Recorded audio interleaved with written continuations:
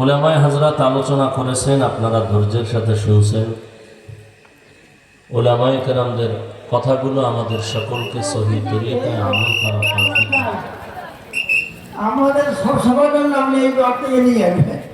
আমি আমাদের কাছে ইনশাআল্লাহ আগামী বছর নিয়ে আসবো। আল্লাহ রাব্বুল আলামিন কবুল করেছেন। আর উনি এবার আসছেন। আর আলহামদুলিল্লাহ এত লোক হবে আমরা ধারণা করতে পারি নাই।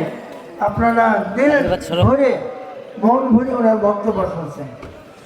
এখন যে বক্তব্য আমরা শুনছি এরপর আমলের প্রয়োজন। বিশেষভাবে একটা কথা আমি বলতে চাই আপনাদেরকে, এই কথাটা খেয়াল সহকারে শুনতে হবে।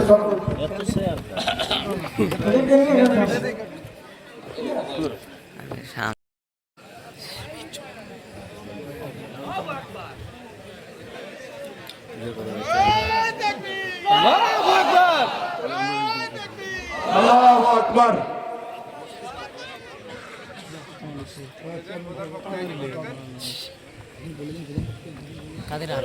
ভাইরা আমার, আমি আপনাদেরকে একটি জরুরি কথা বলতেছি।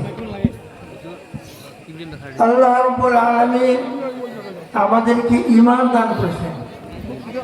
ঈমান হচ্ছে সবথেকে বড় সম্পদ।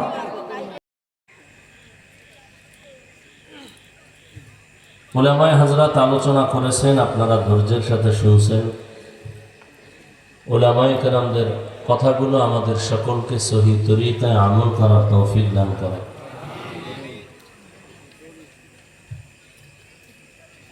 উলামায়ে কেরামের ইজ্জতকে আল্লাহ বেশি বেশি বাড়ায় দেন।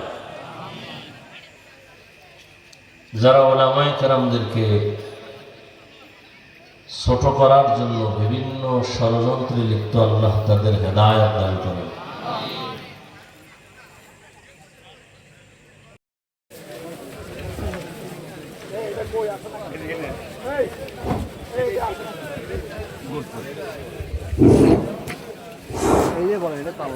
সাকিবুল ইসলাম আমাদের এই মাদ্রাসা থেকে এবার পাগড়ি নিচ্ছে।